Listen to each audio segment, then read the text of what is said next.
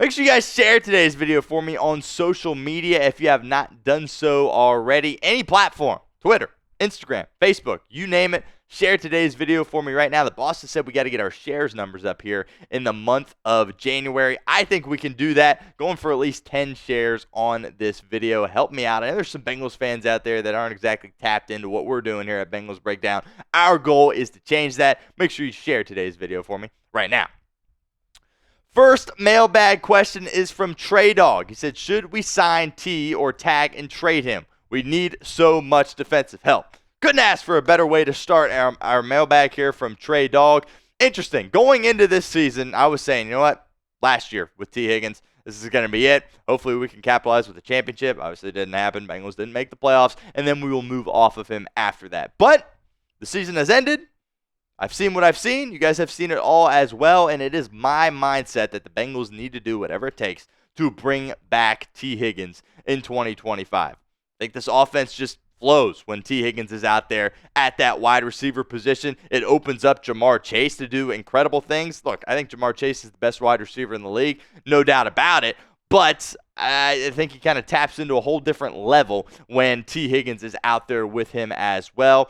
I don't know. They're going to have to jump through some hoops in order to make this happen. Obviously, not a lot of trust with the Bengals organization when it comes to doing this kind of stuff. Priority number one is sign Ja'Marr Chase. But the next priority, besides getting the pass rusher maybe, at the very top of the list of priorities is retaining Tee Higgins as well. I think it's important for Cincinnati to bring him back in 2025. Joe Burrow said, can't get into a habit of letting really good players leave your building. We've seen this in a couple of seasons with in the Joe Burrow era, good guys leaving the building. Most notably, of course, Jessie Bates III. Don't want that to happen again with Tee Higgins. He came in with Joe Burrow, and they've really have built this thing from the ground up. I would like to see him back next year under a long-term deal. Next comment here from Bailey Victory Parkway. Says, hashtag Bengals, do you think we should keep Mike Gesicki around? I feel like he was productive. Funny, both of the questions here on our mailbag are something that we're going to be talking about on our final segment, but my answer to that question also is you should try to bring back Mike Gesicki. You shouldn't have to jump through a ton of hoops in order to bring him back, but I think you should try and do everything you can to do so. The thing about Mike Gesicki is that he can go out there and really give you a different dynamic to your offense, because he's basically just like a slot receiver right there, right? Because he's a tight end, but he's a big body guy, a red zone threat. Joe Burrow loves him. Off the field, you hear great things about Gesicki and the things that he can do out there. So Gesicki might garner a large contract in the offseason based on the great season he had here in Cincinnati. I was fully expecting the season coming in. He just wasn't able to showcase his abilities because he was dealing with a complete, mess at quarterback in New England. He came in, had a great season. I would try to do everything you can to bring him back, but if the number is just too big, you might have to let him walk because he certainly deserves a reasonable contract. He might have to take less to stay with the Cincinnati Bengals and Joe Burrow. We'll see if he is willing to do that or he wants to go and get his money. I would certainly understand that as well. I know Joe Burrow wants to have Mike Gesicki back, but if you're bringing Tee Higgins back and you also need to address the defensive side of the ball, might not have room for him, but I think you should definitely at least try to get Gesicki back in 2025. From Fred, should we bring back Mike Hilton? This one is also very, very interesting. I've gone back and forth on this. I know I'm probably supposed to kind of pick a side, right? For most of the year, it was a no, but then he was able to turn back the clocks when you went on your winning streak to end the season, and it kind of became a yes. So basically, whatever the organization decides to do, I'm going to trust with regards to Mike Hilton, not necessarily other stuff. But look, Hilton's been a big part of the success you've had in recent years. He just can't really run with the wide receivers anymore, but when he can, fire off those pressures off the edge when he comes on those corner blitzes, nobody does it like Mike Hilton, and he was able to, get an interception, hands, PBUs, blocking balls down at the line of scrimmage. He really came alive at the end of the season, kind of tapped back in to the things that we had saw him do in previous years. So I'm going to leave that one completely up to the organization. I really like Mike Hilton. I don't know if you're going to be able to make it work, but I would be for bringing Mike Hilton back if that is what Cincinnati opts to do. leads to the pinned comment of today's video. Would you bring back Mike, or what would you do with Mike Hilton? Type B for bring him back, or L for let leave. I want to know what you guys think. If that ad comes here on YouTube, totally fine. Take advantage of it. Get down in the comments and let us know. Our first super chat of the afternoon here at Bengals Breakdown from Fuzzy Balls says, it's important to remember that a player who is franchise tag can refuse any trade, and T stated he has no desire to play with a quarterback who isn't elite. Yeah, very fair call there by Fuzzy Balls. That was kind of my question kind of going into the season, whether or not T would sit there and say that, oh, I want to go get my money, but then I got to play with somebody that isn't Joe Burrow. I think it'd be tough for him to have to adjust and play with a guy that isn't as elite. We'll see. I'm kind of expecting Cincinnati to tag him again and then kind of figure out what to do after that. But that's a good point there by Fuzzy Balls, and we certainly appreciate your $5 super chat. Going to be plenty to talk about in regards to Tee Higgins this offseason. Absolutely no doubt about it. Mike says, is Zac Taylor on the hot seat in 2025?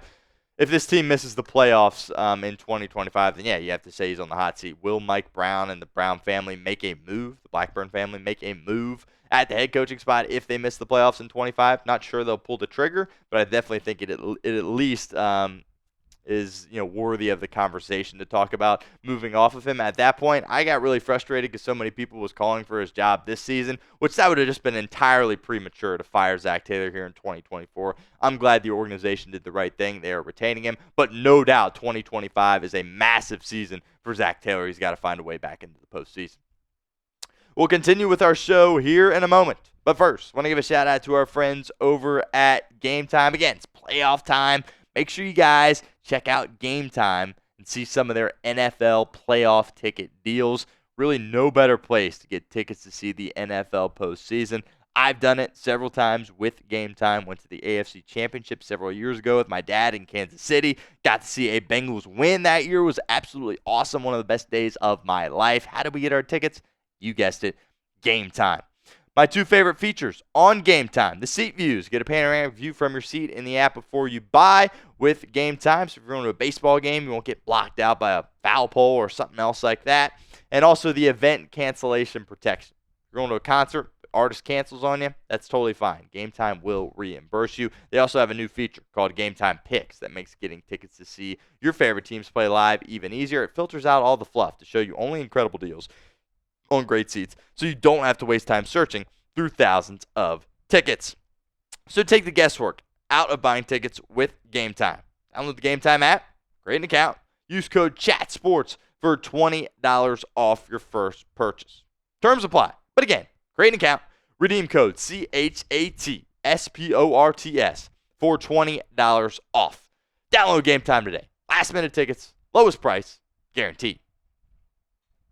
Who Day number 9 says, thoughts on the O-line status. Got 3 guys that I really like and 2 guys that you need to move off from when you're talking about that offensive line position. I think Amarius Mims at that right tackle spot. I think you knocked that pick out of the park. He is your right tackle of the future. I am really excited about him. Had some injury trouble here in his rookie campaign. Hopefully that doesn't continue to happen. But Amarius Mims is your guy at that right tackle spot. Orlando Brown Jr., guy's a warrior, was fighting through that broken leg there the last couple of weeks of the season. Same thing with him. He's your guy at left tackle, but are you going to be able to be more healthy going forward? He really started out the season really strong. I thought he ended it strong too, despite playing on that broken leg. Ted Karras there holding down the center spot. Absolutely love Ted. Great leader. Thought he had a really, really good season for Cincinnati at that center spot. Hopefully he's here for the next couple of years. But then you talk about the interior offensive line. Alex Kappa. We'll talk about him in our third segment as well. Seems like a great guy. People really liked him in Hard Knocks, but it's probably time to move off Alex Kappa. He had a dreadful season for you at that right tackle spot. Cordell Volson, you took a 4th-round pick on him a couple of years ago. He was able to work his way into the starting lineup as a rookie, but really hasn't progressed the way that you wanted him to. We'll see if a new offensive line coach could help with his development. He might be a guy that, not necessarily need to move off from, but I don't want to see him starting at left guard. And same with Cody Ford. I don't think he is a starter in this league. He filled in admirably, I guess you could say, at different positions along the offensive line, but I don't want to see Cody Ford be your guy on week 1 next season. Next comment here with our mailbag. What position group should Cincy draft in round 1? Good question here from CJ. I think there's a couple of different ways that you could look at this. I think it's got to be on the defensive side of the ball. I don't think you can take an interior offensive lineman in the first round. You need too much help on defense. And with me, it's either a pass rusher or a defensive back, whether it be a corner or a safety. If Malachi Starks is somehow there, I think you take him at that safety spot. He will probably be gone by the time you are picking, but you might need to go back in the well with another pass rusher. You did it a couple of years ago with Myles Murphy. You whiffed. You might need to try it again and make sure that this time around you get that pick right. But I absolutely think it is somewhere on the defensive side of the ball that you have to allocate your first-round draft pick here in 2025. What position do you guys think Cincinnati should draft in 2025 in round 1? Type DE for defensive end, DB for defensive back, either corner or safety. Or if you think a different position is of need, that's fine. Type O for me in the comment section. Another comment here from Nate says, do you think that Germaine Burton already played his final snaps in the NFL? It's a good question. I think the Bengals are certainly going to let this legal situation play out probably before making a move, I would guess, just to make sure, all the boxes are checked and things like that. I would say probably would be my answer to that question. If these things do indeed prove to be true, I hope it's his last time that we have seen him play as a Cincinnati Bengal. Maybe another team takes a tryout or takes a chance on him later on. We'll see. It's unfortunate because you see the talent there. He did a nice job returning kicks for you at the end of the year. He's a speedster. He's a really good athlete, but clearly his head is in the totally wrong spot. And quite honestly, it's not even close. It's not like he's just a little bit off. It seems like he's pretty considerably off. So it's a fair question. I hope it's the last time we've seen him with Cincinnati, but maybe another team will perhaps give him another chance. CWT says, what is your dream free agent signing or trade this offseason? Wow. That is a good question from CWT. And I know you said dream, but I'm going to keep it somewhat realistic here. And I'm going to say Matthew Judon is a guy that I would like to sign, who, of course, played it with New England and then was with Atlanta this year. I still think he has some things to offer as far as a pass rusher goes. And, he, in my mind, is one of the top defensive end free agents that we've got here in 2025. I would like to bring in Matthew Judon. Again, he did incredible things during his time in New England. I still think he can kind of tap into that. You need someone to make splashy plays for you on defense alongside Trey Hendrickson. And I think Matthew Judon is one of the first names that comes to mind when I'm thinking about a potential signee at that pass rusher position for the Cincinnati Bengals here this offseason. Make sure you guys hit that subscribe button, especially if you're enjoying this Bengals mailbag right now. Hopefully this is something we can do a lot going forward. I'm having a lot of fun getting interactive with you guys and answering your questions live here on Bengals Breakdown. So let me know, or don't let me know. Hit that sub button, rather. YouTube.com/BengalsTV. Mike says, do we make some draft day trades for more draft picks? Probably not, Mike. This is not something that Cincinnati likes to do.